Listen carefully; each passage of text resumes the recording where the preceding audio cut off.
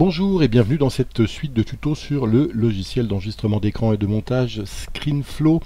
On va dans cet épisode se familiariser avec les différents types de courbes proposés dans les mouvements vidéo. Vous allez voir.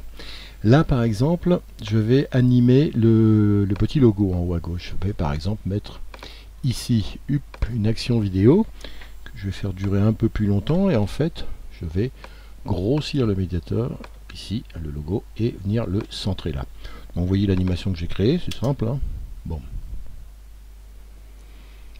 Par défaut, quand je relis cette animation, je vois que le mouvement n'est pas linéaire, vous voyez. Hop, ça accélère progressivement, puis ça freine progressivement.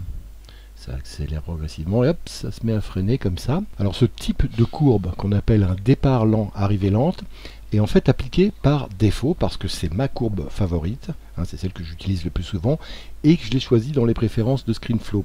On va faire pomme virgule pour ouvrir les préférences de ScreenFlow, et à l'onglet chronologie ici, vous voyez que la courbe d'action par défaut, moi je l'ai réglée sur départ, arrivée, lent, parce que voilà, c'est le résultat qui me semble le plus naturel, et que c'est celui que j'utilise le plus souvent, et je vous conseille de faire la même chose, de choisir ça ici par défaut.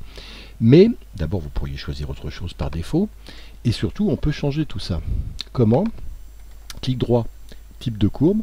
Par exemple, je peux choisir linéaire. Regardez la différence. Là, il n'y a plus d'accélération. La vitesse de changement, la vitesse de mon animation est constante. Regardez, boum. Ça donne complètement autre chose. Hein. Moi, je trouve ça moins naturel, mais parfois, selon la situation, le mode linéaire peut tout à fait convenir. On peut aussi choisir de faire une type de courbe départ lent. Et là, en fait, ça va nous donner une accélération constante. Hein. C'est aussi une solution qui peut être très intéressante. Hop, pour créer un effet de suspense, boum, comme ça. Ça peut être aussi l'inverse, type de courbe, arrivée lente.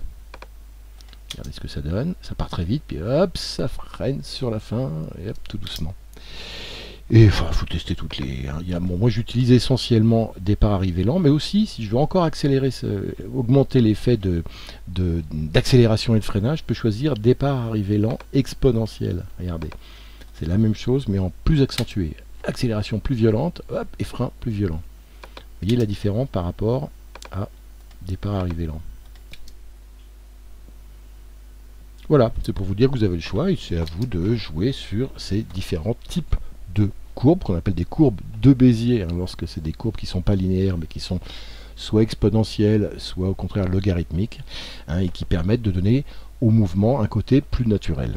Autre chose, lorsqu'on a appliqué une animation vidéo, ou une animation audio, ou même une animation sur le pointeur, on a vu dans un tuto qu'on pouvait grossir le pointeur, etc. On peut aussi créer très simplement l'animation inverse qui va remettre l'objet vidéo là où il était au départ, ou à la taille ou à la rotation sur laquelle il était au départ. Là par exemple, vous voyez le mouvement que j'ai créé. Hop, je le grossis et il vient se repositionner là. Si je veux le remettre à 0, je fais ici Action, ajouter une action de réinitialisation vidéo. Ou alors il y a un raccourci clavier qui est Alt, Pomme, K. Boum, et regardez ici ce que ça donne. Hop, mon logo grossit. Et hop, il va se remettre à 0. Boum. Si je veux que ce soit plus lent, hein, la remise à 0, je la rallonge comme ça. Et là, vous allez voir. Hop, il grossit. Il se remet à 0 comme ça. Si je veux que ce soit plus loin, je fais ça après, la remise à 0. Je déplace l'animation. Vous voyez la réinitialisation. Alors, je vous le dis, ça s'applique soit sur une animation vidéo, même chose sur une animation audio, ou alors sur une animation d'écran. On va voir par exemple, regardez ici, donc j'ai un enregistrement d'écran. Vous voyez ici, là par exemple. Regardez la petite main ici. Là, je vais m'amuser à faire une animation. Je vais la grossir. Donc, je sélectionne ici ma piste vidéo. J'appuie sur Action. Et le pointeur qui est à 220, c'est la taille déjà, elle est augmentée de la petite main ici. Je vais la mettre carrément à 400. Allez, 500. On la grossit énormément. Et regardez ce que ça me donne. Boum. Et hop, une fois qu'elle a cliqué ici, je vais la remettre à 0. Donc, je fais Action. Ajouter une action de réinitialisation, mais cette fois-ci, au lieu de choisir vidéo, puisque c'est un enregistrement d'écran, j'ai choisi enregistrement d'écran. Et regardez, ça va revenir en taille normale. Donc ça grossit ici, et hop, une fois que c'est cliqué, ça revient à sa taille normale. Je relis encore une fois. La main arrive, elle est petite, elle grossit, ça clique, et même pour que ce soit juste avant le clic, je vais déplacer ça, regardez. Ça grossit, ça clique, et ça revient tout petit. Et puis, dernière fonctionnalité qu'on n'a pas encore vue, on va cette fois-ci passer ici. Il y a des animations vidéo que j'applique souvent de la même manière, plusieurs fois hein, sur la même vidéo. Par exemple, regardez ici au milieu de ce clip, je vais créer une animation vidéo. Et en fait, ça va consister à réduire le clip de moitié.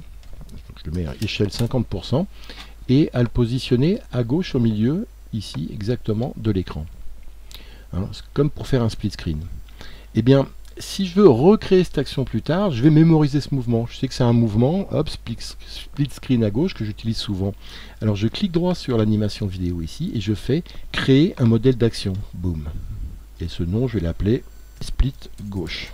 Je ne vais pas cliquer sur créer parce qu'en fait, je l'ai déjà créé. Et voilà, vous devez faire créer pour le créer. Ici, en dessous, je me sélectionne la vidéo qui est dessous, je fais une action également, elle a la même durée, toujours pareil, 50%, mais cette fois-ci, au lieu de le mettre à gauche, le clip qui est dessous, je vais le mettre à droite. Et hop, je vais s'appeler ça, créer modèle d'action, je vais l'appeler split droit, parce que c'est du split screen. Hop, je le crée ici. Et regardez d'abord le résultat. Maintenant, j'ai deux vidéos suivantes ici, je me mets à l'endroit où je veux, ici. Et cette fois-ci, j'ai plus besoin de créer des animations vidéo. Je clique droit sur le clip et je fais ajouter un modèle d'action, ajouter split gauche. Je vais dessous, ajouter un modèle d'action, ajouter split droit. Et regardez, je recrée la même animation, exactement de la même manière, à l'endroit où j'ai voulu, ici. Et donc, vous voyez que j'ai recréé exactement les mêmes animations vidéo en utilisant la mémorisation d'une action que je crée souvent, que j'ai appelée split gauche, split droit. À vous ensuite de créer vos propres animations et les mémoriser. Voilà d'excellentes fonctionnalités qui sont toutes proposées par le logiciel ScreenFlow et il y en reste plein d'autres à découvrir. On verra ça dans le prochain tuto. Merci et à bientôt.